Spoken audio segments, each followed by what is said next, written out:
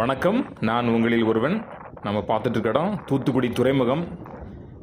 VOC Chidambaranar September 5 அவருடைய பிறந்தநாள் அன்னைக்கு மட்டும்தான் இந்த துறைமுகத்தை நம்மளுக்கு பார்க்குறதுக்கு அனுமதி கொடுப்பாங்க. அப்படி பார்த்துட்டு இருக்கும்போது ஒரு சரக்கு கப்பலை பார்த்தோம்.